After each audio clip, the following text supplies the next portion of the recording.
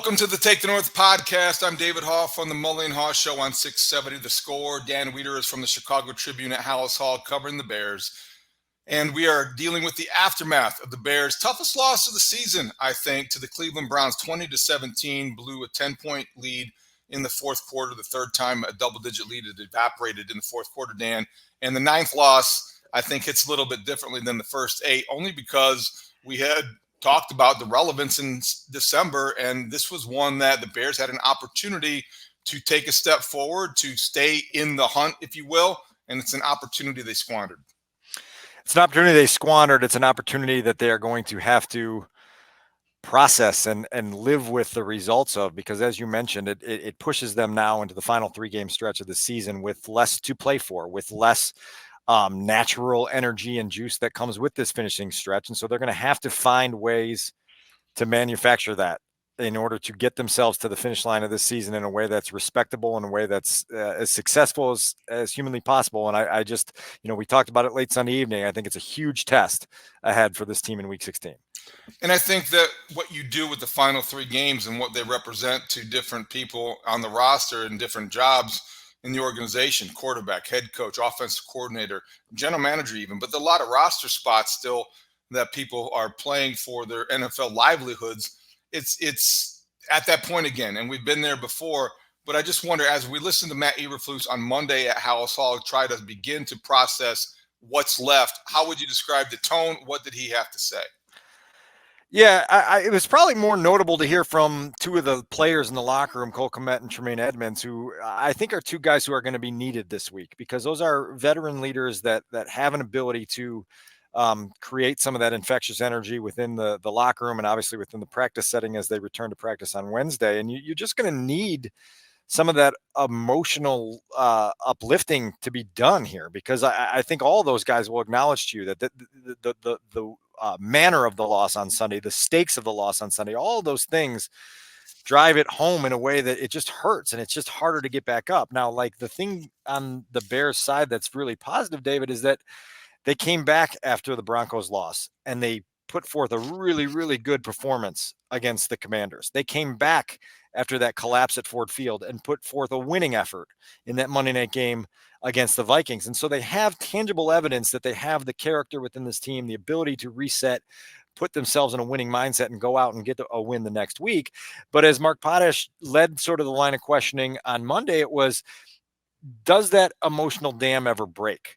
How many times do you get knocked down to the mat with an uppercut to the chin and get back up with the same amount of vigor, with the same amount of energy to push forward? And that's going to be the test they face this week. Like I say, I think those 2 guys believe in their own work habits. I think they believe in the collective unity of the group around them. And that's going to be a big deal. I think with Eberflus today on Monday, it was more of a kind of almost I don't want to say a CSI investigation of a lot of the things that went wrong, from the 4th and 1 play that didn't hit when Justin Fields got tripped up short of the line to gain, to the Amari Cooper touchdown, to the David Njoku play that put the Browns in field goal range. It was more of a X's and O's, nuts and bolts, what the hell went wrong on Sunday, whereas the other guys were left to address the emotional state of the team. So I want to get to the Justin Fields implications and how he played and what he needs to do and where he stands.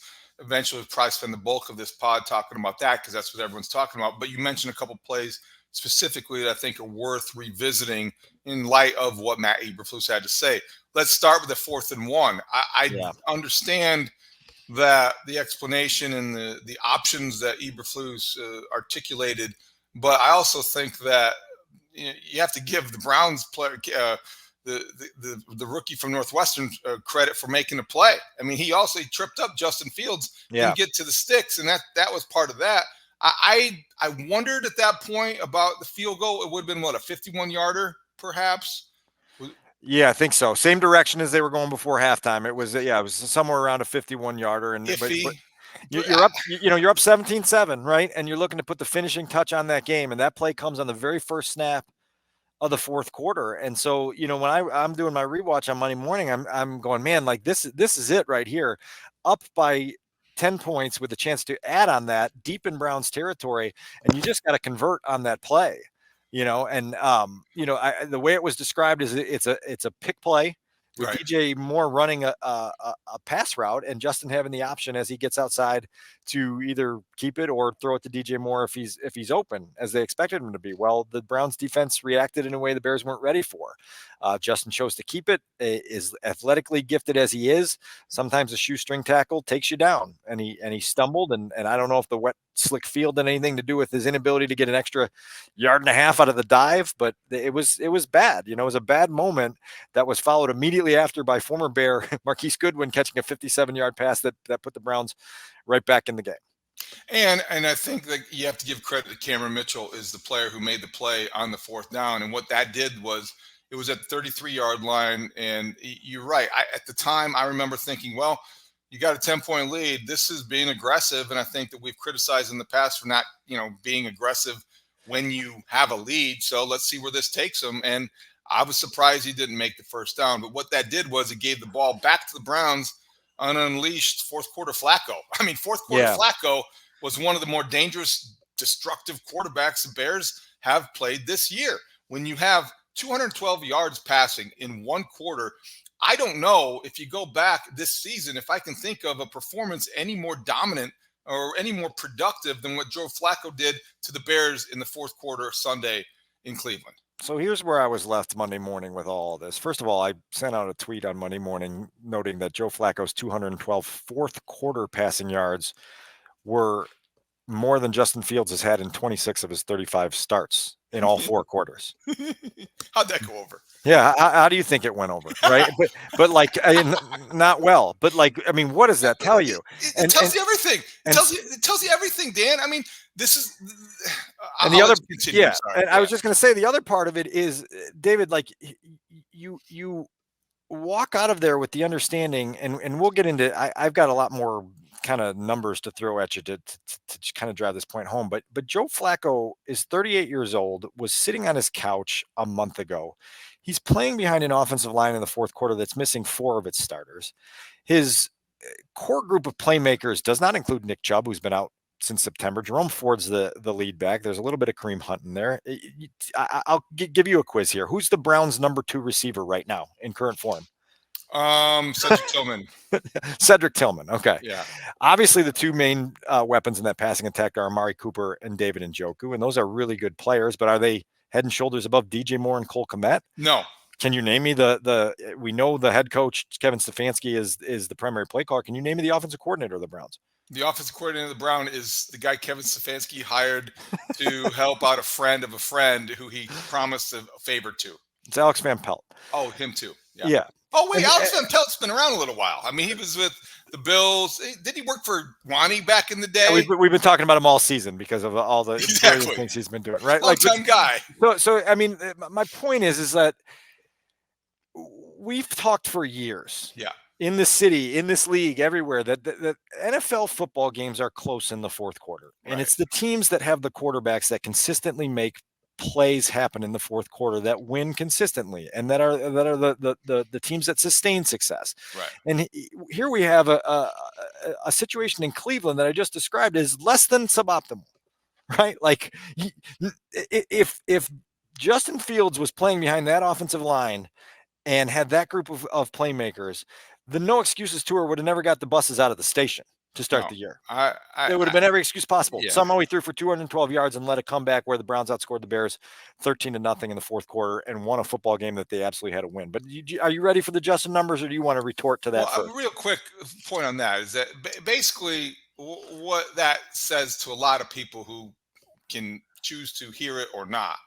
Most people are covering their ears. No, and I'll push back on that in a minute. But I think there are a lot of people covering their ears. But I think the people that are trying to actively understand what's going on are succeeding. They're just quiet. Okay, actively understanding what's going on is to stay with the analogy. The no excuses tour is coming to a close, and there will be no need for an encore because you're running out. I mean, yesterday those numbers are damning to Justin Fields. And I think when you talk about what Joe Flacco has done, doing more with less, then you just don't see that in Chicago. You haven't seen that in 35 NFL starts for Justin Fields. And as much as you want to pull for the kid, the young man, because he is everything you want in an NFL quarterback intangibly.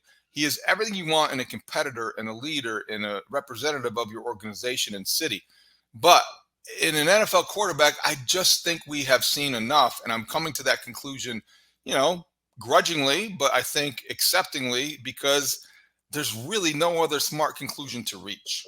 There are 35 starts. The body of evidence is massive at this point. There are possibility of 3 more down the stretch of the season, although I heard you on Monday morning on Mully Haugh entertaining the possibility from your producer that they may shut him down and try to protect the trade value of Justin Fields. We need to get to going that. forward, and we'll get to that. I want to run that by you. But Sunday was, without question, a gotta-have-it game that included so many gotta-have-it moments, and the Bears didn't have any of it. 4 for 18 on third downs. Fourth quarter, they had 5 possessions end in the fourth quarter, including the one that we mentioned that ended with the 4th and 1 trip up. They didn't score a single point. Justin Fields' fourth quarter rating this season as a passer is 55.3. For his career, it's 62.4. If you want some context to that, David, I went back over the last 8 or 9 seasons, and if you want to just get into the top 10 of the league in fourth quarter passer rating, you need to have a rating in the mid to high 90s, sometimes in the low 100s. To crack the top 10, just to be a top 10 quarterback in a given season in fourth quarter passer rating. Justin Fields is down at 62.4 for his career, 55.3 for the season. He's 3 for 23 in his career when taking over a drive with 8 minutes or less to go in the game with a chance to tie the game or put the Bears ahead. 3 for 23. He has 18 fourth quarter turnovers. He's been sacked 32 times in the fourth quarter. I mean, these are all signs that point you to the conclusion that the quarterback you have isn't equipped to win games when games are there to be won. Sunday was the latest example in a large body of examples. The intelligent conversation is able to process that and understand that as likable as he is, and probably one of the most difficult parts of being on a beat like this is having to criticize and sometimes harshly criticize people that you truly admire and that you truly like. But the work is the work, and the body of evidence is the body of evidence. And Ryan Poles is going to look at this through a magnifying glass, through a microscope, and he's going to see the stains on that resume and go, how could I possibly stay the course with a quarterback who so many times has had the game on the line and failed to lead his team to a victory?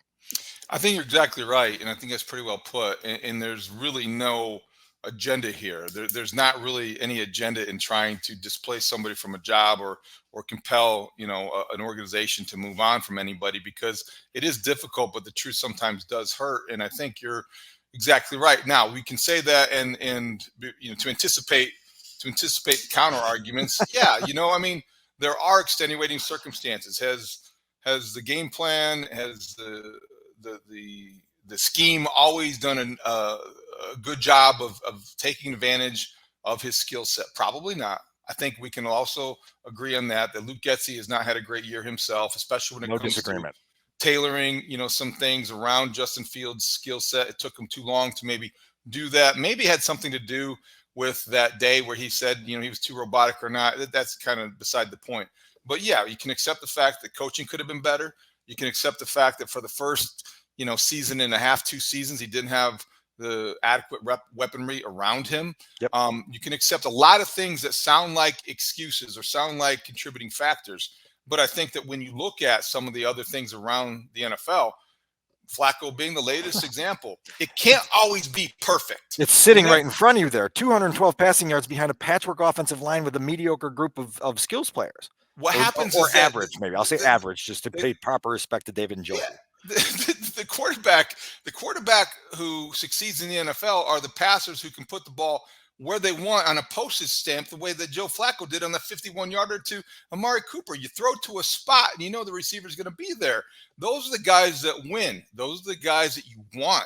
I don't think that we've seen consistently enough Justin Fields be that guy. He can't really do more with less. If you have to have a perfect situation on the line, around him, in the backfield, in the play caller, in the booth, for him to succeed, you're going to be waiting forever for something that's never going to arrive.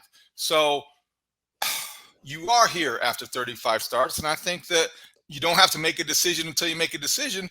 But I would think that if I were asked today and asked to check a box, mine's made.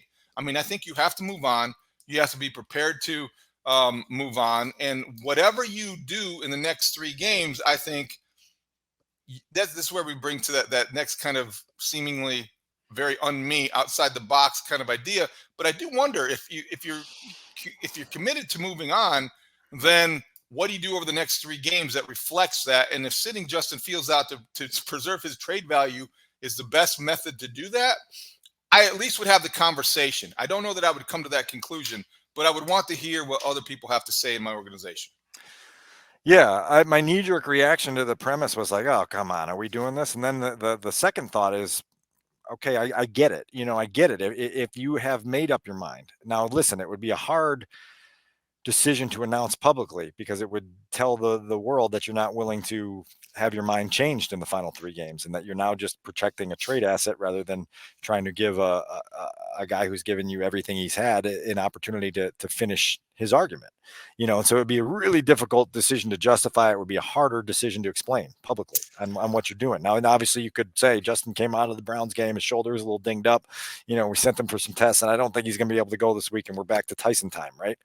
But man, it just David, I can't get over the idea that probably the most uncomfortable thing to come out of this entire Bear season is coming to the realization that this quarterback, who is just so gifted in so many ways, isn't the answer.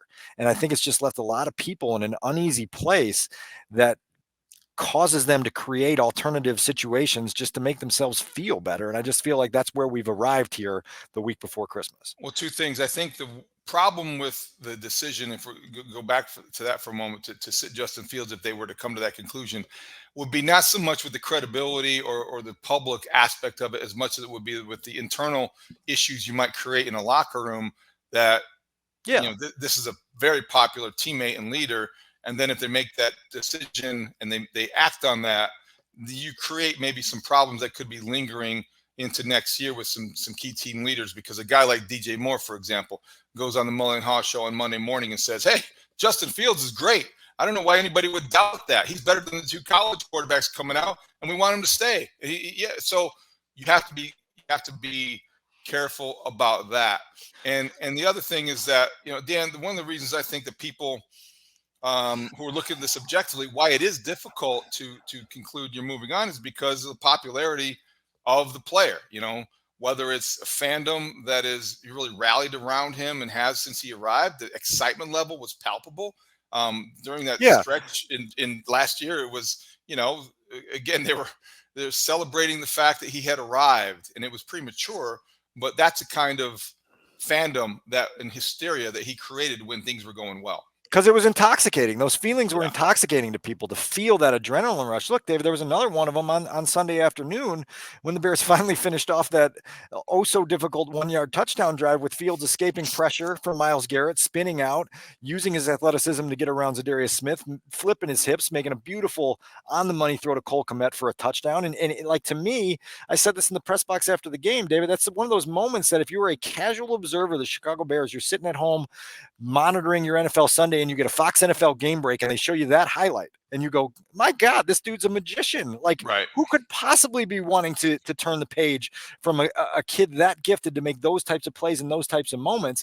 And then you watch the entire body of work for 3 seasons and 3 training camps and all these fourth quarters that go awry. And you just go, there's just a huge sample size now. I've teased it last week. I'm doing the ranking 1 through 35 of every start Justin Fields has made for the Chicago Bears. That'll be on chicagotribune.com at the end of the week. And that you just go through them all. And there's just so many yeah buts in there.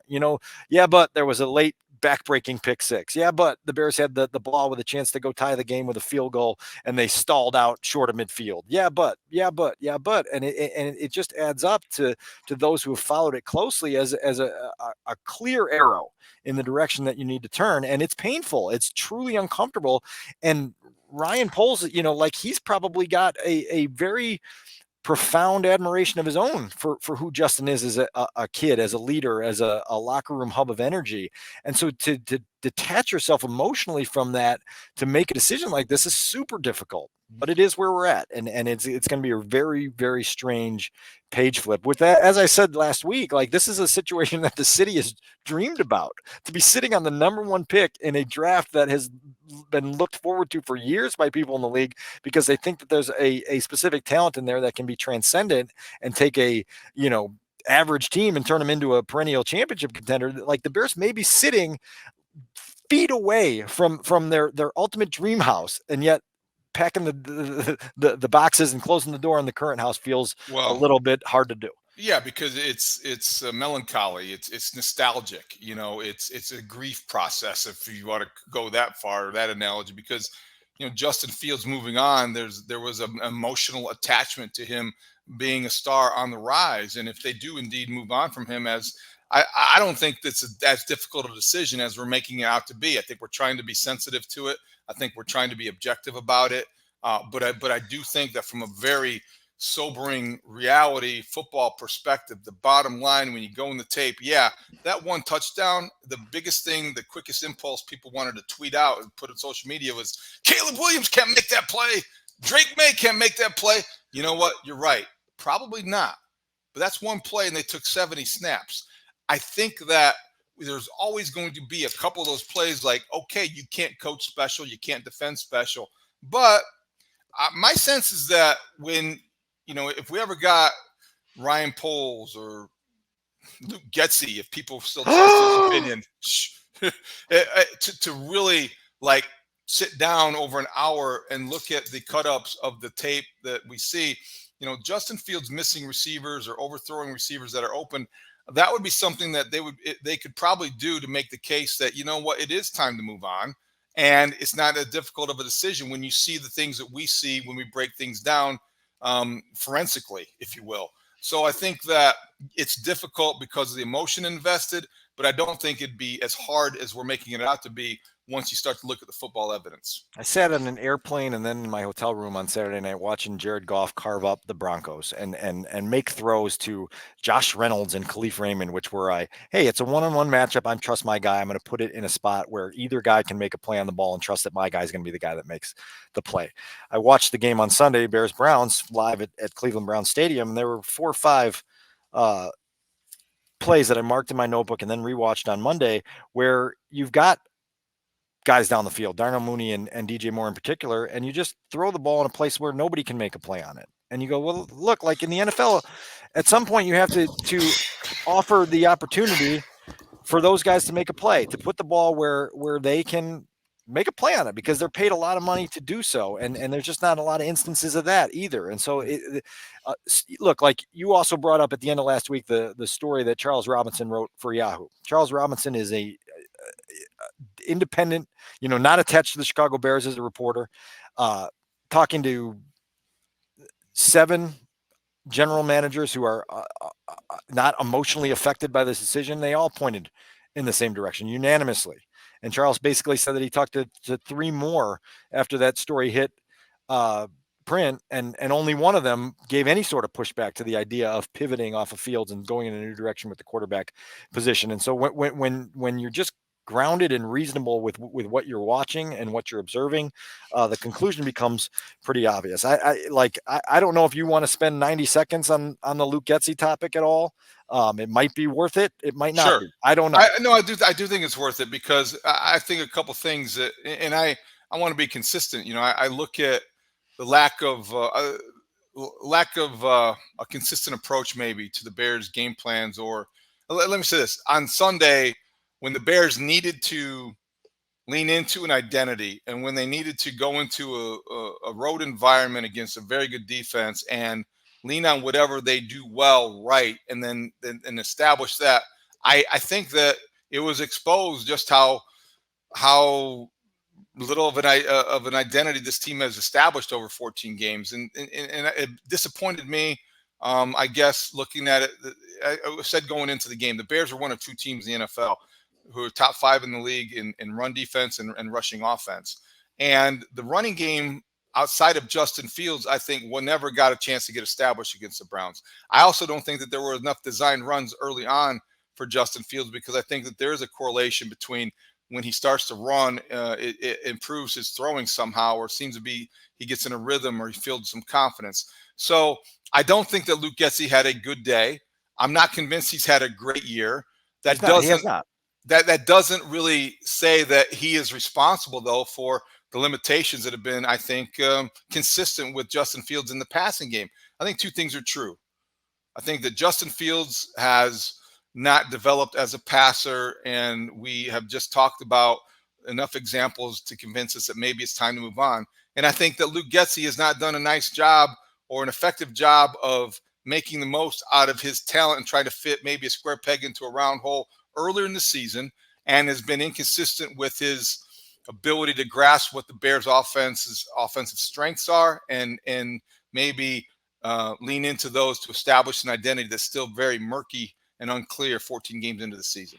I'll push back very little on that. I will say that I think it's very easy to go photocopy pictures of Luke Getsy's face and throw him on a dartboard and throw darts at him. That's become the knee-jerk reaction in Chicago. It's the comfortable one. It's the one that makes people feel better because it allows them to distribute blame on the offensive struggles in a way that doesn't feel so uncomfortable, I guess, to the previous conversation we had. It's a huge pie chart for why this offense hasn't gotten off the ground. Right. Luke Getsy has a huge slice of that pie. Justin Fields has a huge slice of that pie. Last I checked, though, the Pro Football Hall of Fame is filled with a lot more quarterbacks than offensive coordinators. And so ultimately you need your quarterback to be the multiplier in adverse situations, and the quarterback hasn't been. So if my conversation on this topic has been more centered on Justin Fields over the course of the season, there's a reason for it, because it's the most important position in the sport. That's been well established.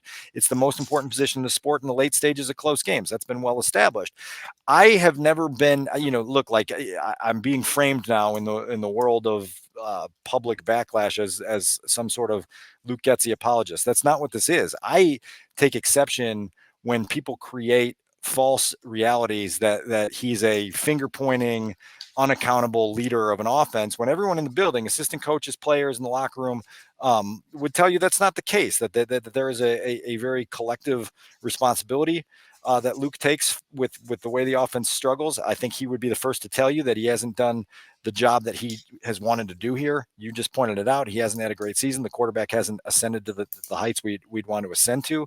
But it's not taboo to say that. And it's also okay to acknowledge that the quarterback you traded up for and drafted in the top 12 picks of a draft is the linchpin of all of this, and the one that has to be the multiplier. And even if you don't have ideal situations with play calling, and sure, maybe the scheme is limited at times, but Justin has limited himself at times with his own pocket feel, with his own pocket presence. That the touchdown pass to Joe Flacco through to Amari Cooper, while Justin can make the play off schedule to Cole Kmet, I'm not sure he makes that play, because it's a throw that he wouldn't attempt, because he wouldn't trust himself to fit it in that window. He wouldn't have the calm to be on the move and place that ball where it needed to go. And so I don't know. I'll say this. I'll follow up, because I have been. I don't like being vilified for trying to bring reason to the conversation. I understand that. No, and I don't think you should necessarily stand for it. But I think that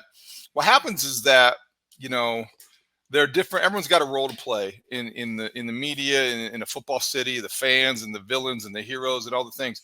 I think that, and I've been guilty of this when it comes to Getsy. When you hear him be as candid as he is on a weekly basis, in terms of, if you ask him a question about, well, whose responsibility was it on this this botched third down play, he'll tell you. And a lot of times he'll tell you, Justin missed this, or Justin did that. And it does over time when you hear only that. And, I'm on the air from 5:30 to 10 every day. I'm not at Haugh Hall as often. And that is a product of, it's understandable, but it's just a product of the job. You do lack a little bit of context. I'll admit that. So you tend to believe that, boy, another Thursday, Luke Getsy is not afraid to label a player as the reason why a play didn't work. And far less than I think I would expect. Sometimes he's the one who falls on the sword and spares the player. That's not candid. That's probably not always true, but like a lot of coaches do it. I think he's more willing to talk openly and honestly about what went wrong in a play, and sometimes that implicates a player more directly than many coaches do that. So he leaves an impression. He leaves an impression that Luke Getsy, when things aren't going well, is not afraid to blame the player. I think that has created this perception that he is a bus tosser, that he will throw players under the bus and he will protect himself. that's what happens is because so outside of Halasov, for the people who hear him on a regular basis and can probably more accurately or depict what he's saying and interpret it, guys like who are on sports talk radio for 20 hours a week tend to maybe latch on to isolated comments, and we form conclusions quicker because we want them to fit into a certain narrative. So yeah, I mean, I think we all need to take responsibility for what we've said and maybe the opinions we've tried to form. um, so I think the truth is somewhere in the middle. I don't think he's a guy that necessarily is a bus tosser, but I also don't think he's a guy that probably willingly accepts responsibility as openly as some other offensive coordinators that I've been around in Chicago. Those narratives get amplified to exaggerated proportions, and then those exaggerated proportions become the reality in a lot of people's minds. And that's my job, is to kind of push back on that when I am the one that does have the boots on the ground. And I think one of the disconnects here, and it became kind of apparent to me in the conversation I had with Bernstein and Holmes on Monday afternoon, is that Luke comes to the podium every Thursday, and to be here, you're in a setting where it's just a very comfortable, small gathering, back and forth conversation. I don't think he ever takes a step onto the stage thinking this is lights, camera, action, and I'm speaking to the world here. I've got 11 people in the seats in front of me, and they're asking me questions about the football game and a specific play, and I'm going to give them the most honest and nuanced answer I can. And then it gets interpreted outside of here sometimes as bus tossing, as you just said. That is, there's no accountability, and it's not intended like that. And if you talked to the 20 people that are consistently in this room on a Thursday, I think you'd have 19 of them tell you no, it's not bus tossing. It's a coordinator speaking honestly and giving you explanations that should help the outside audience understand why something failed, or why a concept didn't work, or why a scheme didn't work. And then so that's where I get kind of unnerved, because when people have a megaphone to create a reality for an audience, you have to use it very carefully and very responsibly. And I think sometimes it's just, hey, here's the conclusion I drew. I'm going to launch this out to the world and speak it into existence, when there are a lot of different ways to kind of come at it and shine the light on it. Fair enough.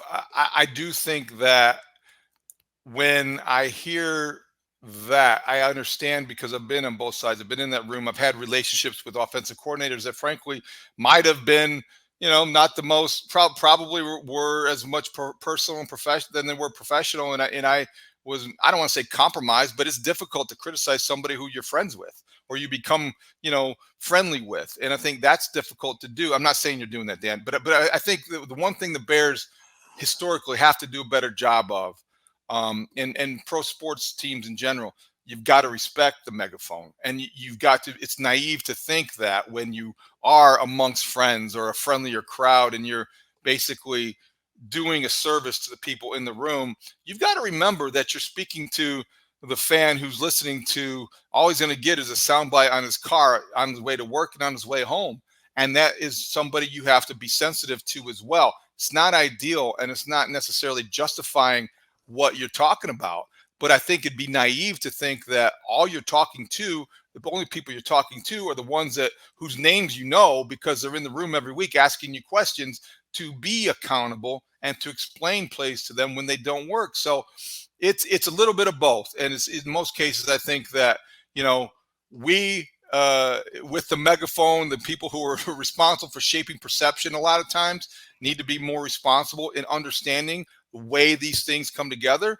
And I do think that there's an understanding, and I know you do it because you've been around a long time, but like, you're not always going to be able to, I don't want to say protect, but it's tough to be objective with people you come to respect and have relationships with. That's fine. That's fine. I think overall that there's just it just became convenient for people to turn that into the firestorm that they wanted to do down the stretch of the season. And then I don't want to drag this out, because I do think that there is a landscape now in our sports conversation that if you scroll through social media, it's all performative. It's all for Right. it's all for the viral clip that can, we can have this hour-long podcast and somebody's going to take 90 seconds of it, put it on on a thing, and then it's Emmanuel Acho thinks that the Bears are stupid for doing so and so, or I mean, there's 1,000 Right. people out there that Right. are pumping that. I don't know. I'm off I on a just called tangent Luke here. Getsy a bus tosser. That's Stud's going to cut that clip and it's going Yeah, to go right. Yeah, viral. that'd be Yeah. perfect, and you'll get a lot of support. You'll get a lot of likes on that, and the bottom line is that, like, as we've talked about for weeks, there's the very real potential for very significant change here coming within 5 weeks. And then we're going to have to reboot with a new set of characters and a new set of people, and try to figure out if we can gracefully navigate the next leg of this journey. And I do think that, like, again, I've said this several times this month, that I do think that there is a next leg of this journey that is incredibly hope filled. I think there's a segment of Bears fans that's very fearful that rebooting with a rookie quarterback makes you need to wait another 3+ years to get an answer. Well, if you get it right, you could be in the championship hunt in year 2. Joe Burrow, Patrick Mahomes, Josh Allen, CJ Stroud as a rookie. There's a ton of recent examples of quarterbacks who didn't need a whole long runway before they had themselves capable of playing at a level that pushes your team into championship contention. And you don't even need to be in championship contention anymore. If you're 6-8 in the month of December, you're square in the hunt, and people feel really good about it. So like, how big of a step backwards is it going to be if you get that decision right? Yes, there's a risk of getting it wrong and getting it catastrophically wrong.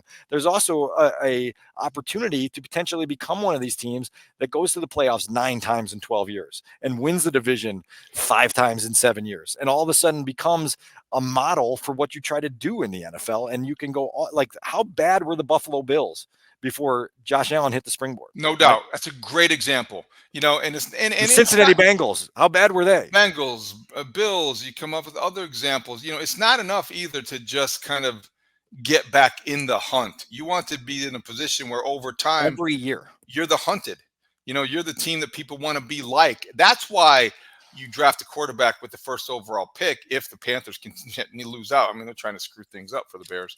But I think that's why you take the big swing, is because you could justify and rationalize bringing Justin Fields back and using the draft capital to build up your roster. And then you might be in a position to win the North and compete, a couple years in a row.